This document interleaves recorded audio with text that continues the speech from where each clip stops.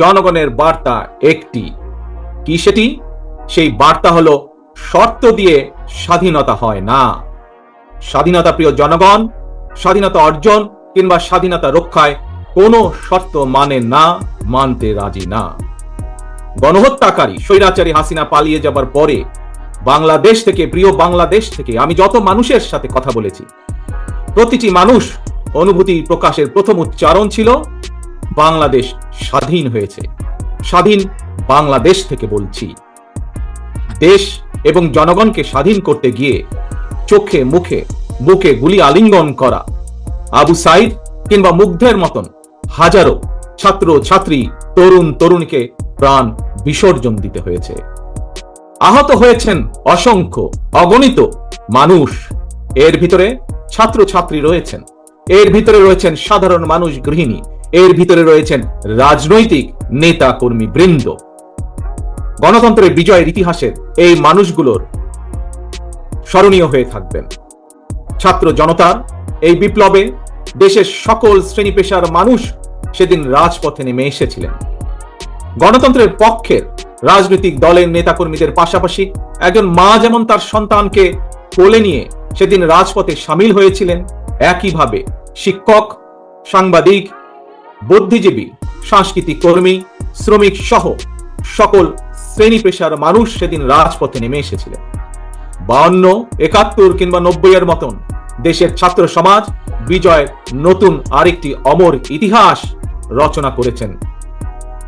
ছাত্র জনতার ঐক্যবদ্ধ বিপ্লবের মধ্যে দিয়ে 2024 সালের 5ই আগস্ট বাংলাদেশ দেখেছে আরেকটি বিজয়।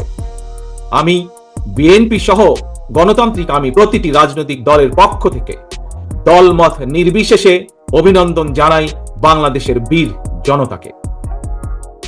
প্রিয় দেশবাসী, হাজারো শহীদের রক্তের বিনিময়ে অর্জিত স্বাধীনতার গৌরবকে কালেমা মুক্ত করার ষড়যন্ত্র এরই ভিতরে আবার শুরু হয়ে গিয়েছে। দেশকে গণতন্ত্রের উত্তরণের চলমান প্রক্রিয়াকে বাধাগ্রস্ত করতে সারা দেশে অস্থিতিশীল পরিবেশ সৃষ্টির ষড়যন্ত্র স্পষ্ট হয়ে উঠছে।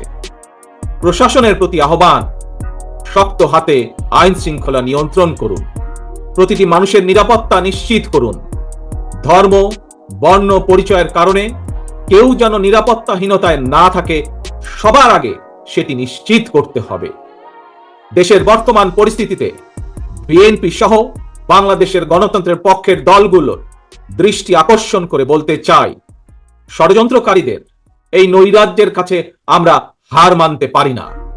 আমি বিশেষ করে এই মুহূর্তে দেশের সবচেয়ে বড় এবং জনপ্রিয় রাজনৈতিক দল হিসাবে সারা দেশে বিএনপির সর্বস্তরের নেতাকর্মীর প্রতি আহ্বান রেখে বলতে চাই, আপনারা যিনি যেখানে বসবাস করেন, সেখানে আপনার বন্ধু কিংবা পাড়া প্রতিবেশী, তিনি মুসলমান, বৌদ্ধ, হিন্দু, খ্রিস্টান, ধর্মীয় পরিচয় যাই হোক না কেন, বিশ্বাস যাই হোক না কেন, তার নিরাপত্তায় আপনি ঢাল হিসাবে দাঁড়িয়ে দৃষ্টান্ত স্থাপন করুন। আমাদেরকে মনে রাখতে হবে, বাংলাদেশে ভূখণ্ডে বসবাসকারী প্রত্যেকটি মানুষের একটি পরিচয়, সেটি হচ্ছে আমরা বাংলাদেশী। প্রিয় ভাই বোনেরা, আরেকটি বিষয়ের প্রতি আপনাদের দৃষ্টি আকর্ষণ করে কথা বলতে চাই। একটি সভ্য এবং গণতান্ত্রিক রাষ্ট্রে পুলিশ অপরিহার্য। পুলিশ জনগণের শত্রু নয়। গণহত্যাকারী হাসিনা বিনা ভোটে ক্ষমতায় থাকার জন্য আইন শৃঙ্খলা বাহিনীকে জনগণের শত্রু হিসাবে দাঁড় করিয়েছে। তবে আমি বিশ্বাস করি, বিএনপি বিশ্বাস করে, বাংলাদেশের গণতান্ত্রিক রাজনৈতিক দলগুলো প্রত্যেকে বিশ্বাস করে, পুলিশের ভেতরে একটি চক্র ছাড়া অধিকাংশ পুলিশ কর্মকর্তা এবং সদস্য চাকরিবিধি মেনেই, দেশের আইন কানুন মেনেই দায়িত্ব পালনের চেষ্টা করছেন। হাসিনার পালনের পরে বর্তমানে খুব সুকৌশলে একটি চক্র পুলিশের মনোবল ভেঙে দেওয়ার ষড়যন্ত্রে লিপ্ত হয়েছে। পুলিশকে অকার্যকর করে দেওয়া গেলে দেশকে অস্থিতিশীল করা সহজ। ধর্মীয় সংখ্যালঘু জনগোষ্ঠীর মনে নিরাপত্তাহীনতা সৃষ্টি করা সহজ। অস্থিতিশীলকারীদের আমি হুঁশিয়ার করে দিয়ে বলতে চাই, পুলিশ কিংবা ধর্মীয় সংখ্যালঘু জনগোষ্ঠী আজ থেকে, এই মুহূর্ত থেকে হামলা কিংবা নৈরাজ্য বন্ধ করুন। এমনকি কেউ বিএনপির নাম ব্যবহার করে কোনো অপকর্ম করতে চাইলে তাকে ধরে আইনে হাতে তুলে দিন। কোন পুলিশের বিরুদ্ধে কোনো সুনির্দিষ্ট অভিযোগ থাকলে সংশ্লিষ্ট কর্তৃপক্ষের কাছে যথা নিয়মে অভিযোগ দায়ের করুন। দেশবাসীর প্রতি আমার বিনীত আহ্বান, কেউ দয়া করে নিজের হাতে আইন তুলে নেবেন না। প্রতিহিংসা, প্রতিশোধে লিপ্ত হবেন না। দয়া করে বিচারের ভার নিজ হাতে দয়া করে তুলে নেবেন না। কেবল দৃষ্টান্ত অনুসরণ নয়, নিজেই দায়িত্বশীলতা এবং মানবাধিকার দৃষ্টান্ত স্থাপন করুন। প্রিয় ভাই বোনেরা, অতীত সমালোচনা কিংবা নৈরাজ্যের বদলে নৈরাজ্য কোনো সমাধান হতে পারে না, বরং বিশ্বের সঙ্গে তাল মিলিয়ে আমাদেরকে এগিয়ে যেতে হবে। শাসন প্রশাসনকে সময় উপযোগী করে গড়ে তোলা এখন সবচাইতে গুরুত্বপূর্ণ সময়ের দাবি।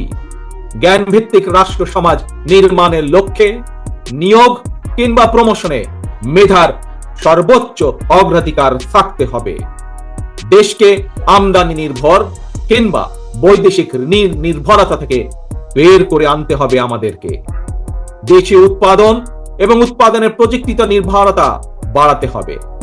দেশে কর্মসংস্থান তৈরি করে বেকার সমস্যার সমাধান দ্রুতই চেষ্টা করতে হবে সমাধান করার জন্য। গার্মেন্টস, শ্রম, ঔষধ, আউটসোর্সিং সহ সম্ভাবনাময় খাতগুলোকে নিয়ে রফতানির বাজারের আওতা আমাদেরকে যে কোনো মূল্যে বাড়াতে হবে। প্রযুক্তি নির্ভর এবং কর্মমুখী শিক্ষা ব্যবস্থা চালু করে দেশে বিদেশে শ্রমবাজারের প্রতিযোগিতায় টিকে থাকার মতো দক্ষ এবং মেধাবী প্রজন্ম গড়ে তুলতে হবে। স্বাস্থ্য চিকিৎসা ব্যবস্থাকে আধুনিক এবং বাস্তবসম্মত করার লক্ষ্যে প্রাথমিক স্বাস্থ্য সুরক্ষা নীতির উপরে অবশ্যই গুরুত্ব দিতে হবে। সবার জন্য সুবিচার নিশ্চিত করতে আইনের শাসন নিশ্চিত করা অবশ্যই প্রয়োজন এবং নিশ্চিত করা হবে। প্রিয় ভাই বোনেরা, দেশে কিংবা প্রবাসে এমন অনেক বাংলাদেশী রয়েছেন যারা জ্ঞানে বিজ্ঞানে অভিজ্ঞতায় সমৃদ্ধ। প্রচলিত রাজনৈতিক ব্যবস্থায় বিজ্ঞদের এরকম অনেকেই সংশ্লিষ্ট হতে চান না। সুতরাং এইসব গুণী মানুষদেরকে রাষ্ট্র পরিচালনায় ও নীতি প্রণয়নে অন্তর্ভুক্ত করতে জাতীয় সংসদে উচ্চ কক্ষ চালু করার প্রস্তাব বাংলাদেশ জাতীয়তাবাদী দল রেখেছে। এরই ভিতরে রাজনৈতিক এবং রাষ্ট্র পরিচালনায় গুণগত পরিবর্তন আনতে না পারলে আমাদের আজকের এই বিপ্লব কাঙ্ক্ষিত ফল মিলবে না। প্রিয় ভাই বোনেরা, 12.5 কোটি ভোটারের অধিকার কেড়ে নিয়েছিল স্বৈরাচার। গত 15-16 বছর ধরে জনগণের উপরে স্বৈরাচার শাসন চাপিয়ে দিয়েছিল। স্বৈরাচার গণহত্যাকারী হাসিনার পতনের মধ্যে দিয়ে হাজারো শহীদের রক্ত রঞ্জিত বিপ্লবের প্রথম ধাপ সফল হয়েছে মাত্র। ছাত্র জনতার এই রক্ত ঝরা বিপ্লবের চূড়ান্ত লক্ষ্য একটি বৈষম্যহীন গণতান্ত্রিক বাংলাদেশ।